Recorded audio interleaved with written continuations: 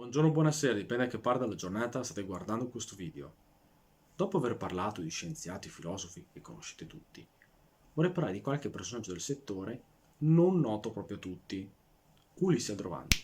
Ammetto che questo personaggio l'ho scoperto durante le lezioni di storia della scienza all'università e poi ho trovato questo nome, Ulisse Aldrovandi, più volte citato nei libri di storia dell'arte.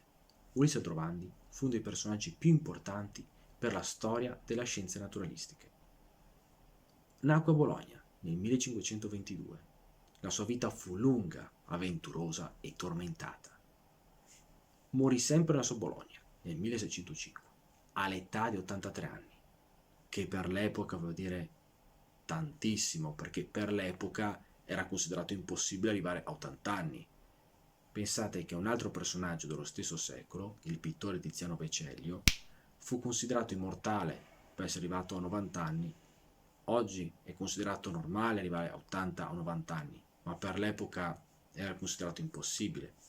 Quando venne al mondo ci fu la rivoluzione scientifica, condizionata soprattutto da quella astronomica. Però, nel suo percorso di vita, iniziò un altro fenomeno, la Controriforma, che lui stesso visse e in parte subì. Rimase però presto orfano dei genitori e fu affidato dai parenti, che lo mandarono sempre a sua Bologna a studiare matematica per fare notaio. Lui ricevette quel titolo. Tra l'altro già nella sua famiglia c'erano individui che avevano fatto il mestiere di notaio. Per un po' praticò questa professione, ma non è il suo obiettivo di vita. Decise così di spostarsi a Padova per studiare filosofia. Poi, tornato a Bologna, venne accusato di eresia. Queste accuse lo portarono a Roma, ma durante il processo abiurò la sua fede eretica. In realtà è soltanto la fine della sua prima parte di vita. Qui a Bologna scoprì quali sono i suoi interessi e trovò anche gli elementi che si legano ai suoi interessi, oltre a conoscere delle personalità importanti. E sempre qui a Roma iniziò la stesura dei suoi primi testi scritti. Erano però testi riguardo l'arte e non riguardo la scienza, per cui è più noto. Tornato a Bologna, conobbe il medico Luca Ghini, fondatore della moderna botanica, di cui lui divenne allievo e poi seguace, anche uno dei più importanti.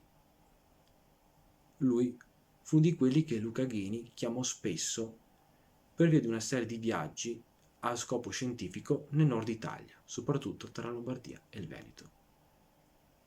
Quando morì Luca Ghini, ricevette delle importanti eredità.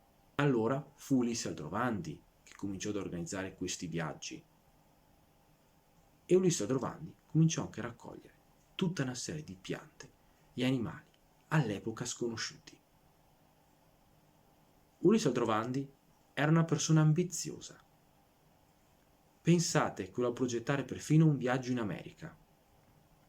Ricordarsi che in questo periodo è un po' condizionato dalle prime colonizzazioni dell'America. Dall'America arrivarono nuove specie di piante e animali e proprio lui, Ulisse Aldrovandi, diede vita al più grande lavoro sistematico delle scienze naturalistiche di questo periodo. Fu il primo a descrivere animali provenienti dal continente americano, fino allora sconosciuti in Europa. Per questo si avvalse anche la collaborazione di tantissimi artisti. Il più importante di questi fu Jacopo Ligozzi, veronese. Le collaborazioni con gli artisti furono molto importanti per Ulisse Aldrovandi.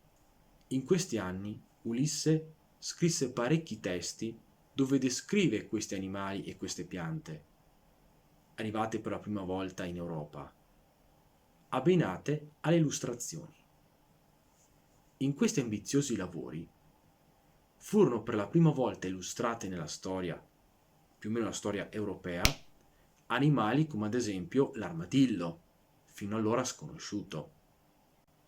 Questi lavori ebbero un grandissimo impatto culturale ed anche per questo che Ulisse Aldrovandi ha una sua importanza anche nella storia artistica e non solo in quella scientifica.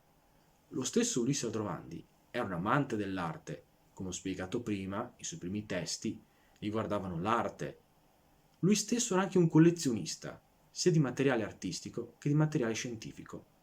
In questo periodo, nelle corti dei nobili, erano molto frequenti i cosiddetti gabinetti di curiosità. Poi più avanti, nelle corti dei nobili nord europei, arrivò un fenomeno simile, le Wunderkammer. Lui stesso diede anche tantissime descrizioni di collezioni allora presente nelle grandi corti italiane, ad esempio quella di Gonzaga a Mantova.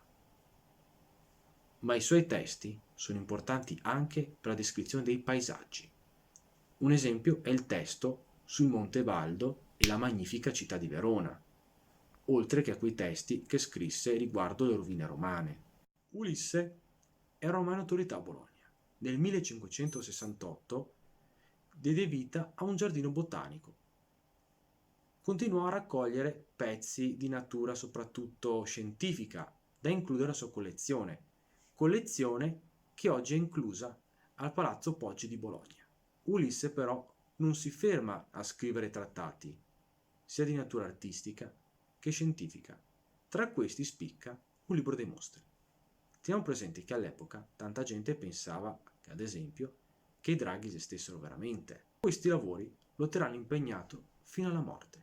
Ulisse rimase un personaggio molto importante per il periodo e fu per questo che nel 1577 venne richiamato un'altra volta a Roma ad incontrare Papa Gregorio XIII in persona, a cui consegnò un suo importante lavoro, ovvero l'ornitologia, basato su un suo studio sugli uccelli.